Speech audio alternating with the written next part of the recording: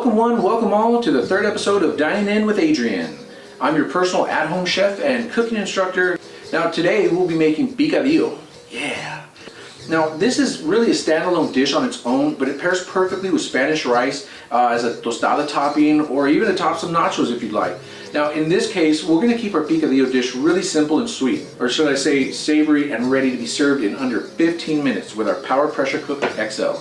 Now, picadillo is virtually a minced meat stew that is prepared with ground beef, potatoes, corn, green beans, and or carrots, and the list goes on if you like.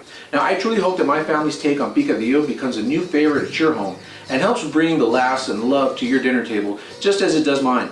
Now, in order to begin making our picadillo, what we're going to need today is 1 pound of ground beef, but today we're just going to be using just a little bit over 1 pound. We're also going to use 3/4 of a cup of beef broth or water, 1 tablespoon of powdered chicken bouillon, 2 tablespoons of tomato sauce, 3/4 of a teaspoon of kosher salt, 2 diced russet tomatoes, half a can of corn, half a can of carrots, and half a can of green beans. Now, before we get started cooking our picadillo, I always recommend coating the bottom of our vessel with just a little bit of vegetable oil just to prevent the sticking. So let me go ahead and do that now. And I have this nice little sprayer that really makes things a lot more convenient and easier to handle. What I'm going to go ahead and do now is set our vessel onto the rice risotto setting. That'll allow us to brown our beef really easy and conveniently, and then start adding in our extra spices and our extra veggies as well. That will cohesively put the dish together, and in a matter of 10 minutes, well actually under 15 minutes, we're going to be ready for this. So let me go ahead and get that started now. It looks a little something like this. So what I'm going to do now is I'm going to go ahead and press the rice risotto setting. Then I'm going to adjust the timer just to give us more time just to brown it. We're going to cancel it out anyways. Okay, ladies and gentlemen, now that we have our vessel set to the rice risotto position, I'm going to go ahead and drop our meat inside, start browning it, and it should be gold. It'll be heating up right now, any second now. And while it's heating up, I'm going to go ahead and just start kind of mixing this up just a little bit, just to make the cooking process just that much easier. So let's get this going. Okay, now our ground beef is starting to sizzle up just a little bit. So really all that's left to do is just keep on mixing it around just a little bit. You really want it to brown. It doesn't have to be fully cooked because we're still going to give it another 10 minutes of cooking time within our vessel. So I'm just going to get to mixing right now and keep you all posted.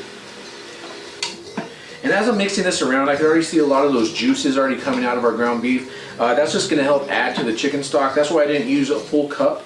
I'm only using 3/4 of a cup, which is also the recommended usage of any liquid that you put inside of your vessel at a bare minimum. I believe it does state 3/4 of a cup or more with liquid, just to help the cooking process. After all, remember, this does cook off of steam. Right now, the great feature about it is that I'm able to brown it just with a nice little cooked temperature setting right here, and I'm loving it because it's coming along really nicely. It's breaking apart, and no complaints whatsoever up to now. Okay, our beef is coming along really nicely. It's already pretty much browned. Still got a little bit of red in there, but that's fine because, like I said, we're going to keep on going with this cooking process, and that'll finalize all of the meat that we need. Okay, so now our meat's pretty much brown. We've got some nice little liquid there on the bottom that's going to really help with the cooking process. Now what I'm going to go ahead and do is I'm going to add our salts and our chicken bouillon to the top. Just mix it in there really nice. Dump it all down. Get that meat just a little bit of extra flavor on top. It's smelling delicious already. It really is. Okay, next I'm going to go ahead and drop in, well actually I take this back. Next step actually is to drop in our tomato and mix that up just a little bit inside too. That's going to also help add an extra dimension of flavor to our beef, or to our picadillo. Mix that in there real nice. Quick little mix. Alright, now I'm going to go ahead and add in our chicken stock. Yummy. And on top of that, I'm going to go ahead and add in our potatoes. Now, normally I would add in the vegetables, but since these actually came out of a can, please don't, hurt me for that one. But since these did come out of a can, I'm going to go ahead and I'm going to do this in a 2-part process. So I'm going to let these potatoes and the ground beef just sit in here for a couple of minutes. Actually for 8 minutes to be exact. And in that case, afterwards, I'm gonna go ahead and drop in the vegetables and just put in there for another quick 2 minutes to let it finish up. So let me go ahead and I'm gonna tap this off, or I should say top this off. Yummy! I have to go and cancel out the setting that we have it on. So now that we've already browned our meat, we've got our chicken broth in there as well as our potatoes. I'm gonna make sure that our cap at the top is at the sealed position. Don't wanna let any of that steam out. And I'm gonna go ahead and come over here and I'm gonna press the chicken meat button, and that'll give us 15 minutes of cook time, in which case I'm gonna come back at 8 minutes and I'm gonna go ahead and drop in the rest of our vegetables, give it a nice little mix, and another 2-3 minutes after that, we're gonna be ready to eat. So I'll see you guys in just a little bit. Okay folks, so now we're down to 10 minutes cooking on the vessel, 15 minutes that it was marked, yet I'm stopping it at the 8-minute mark to open it up, release the steam, and then I'm going to incorporate the vegetables to it while mixing it up. So I'm going to go ahead, put this on pause, press the cancel and keep warm button. Then I'm going to go ahead, release the steam, sounds a little something like this. There you go. And once this is done, I'm going to go ahead and incorporate our vegetables to it, so stick around because that's going to happen right next. The pin just dropped, that means it's safe to open, so I'm going to go ahead and do so now. Unlocked, nice and easy. We are going to have a little bit of spillage coming down right here, but that's fine. I'm going to go ahead and check on the potatoes too, make sure they're good. Oh yeah, they're already breaking apart. So just going to heat this little guy up real quick, or these little guys up real quick. I did accidentally use cream of corn instead of getting the whole corn, or the whole corn kernels, I should say. So let's see how this goes. Hopefully you don't make the same mistake, but you know, things happen in the supermarket. You're grabbing a whole bunch of things. There's a million people there. It is what it is. So let me incorporate these veggies.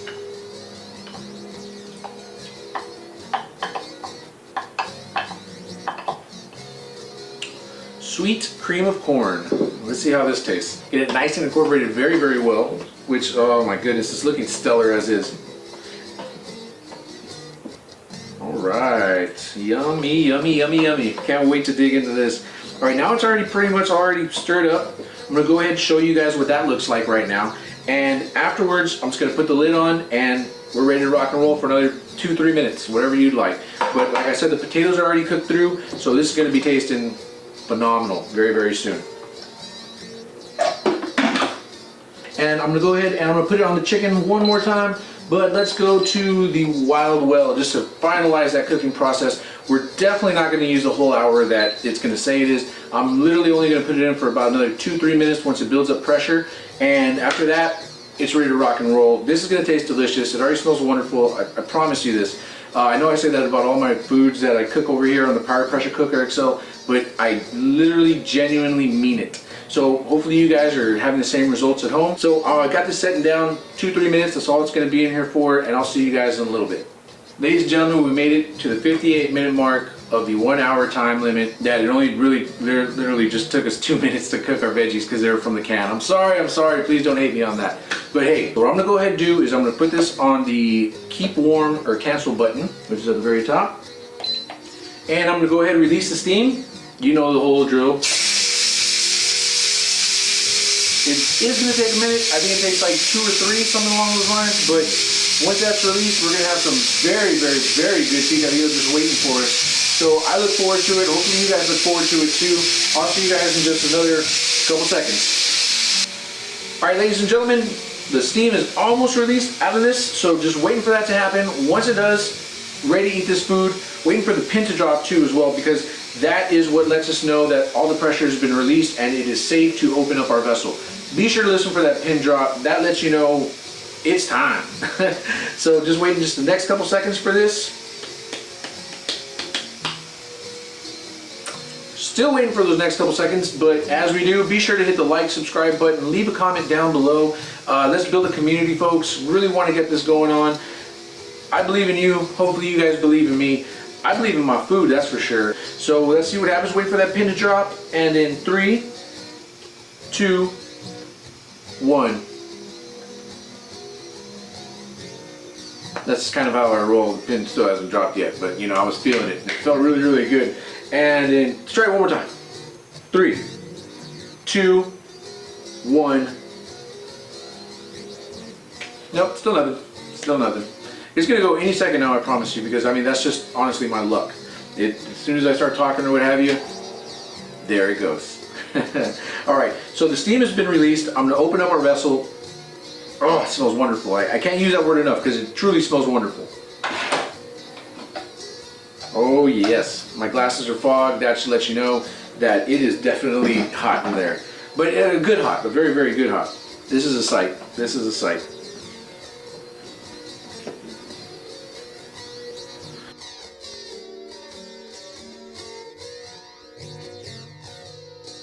Alright folks, that's going to do it for this episode. Hopefully you guys are going to enjoy your picadillo as much as I do. This is honestly one of my favorite foods. Grab a flour tortilla, start going to town on it. Even the corn works as well. To be honest with you, I really like putting my picadillo over a nice little bed of rice, mixing that in as well. It just tastes phenomenal. So, from my family to yours, provecho.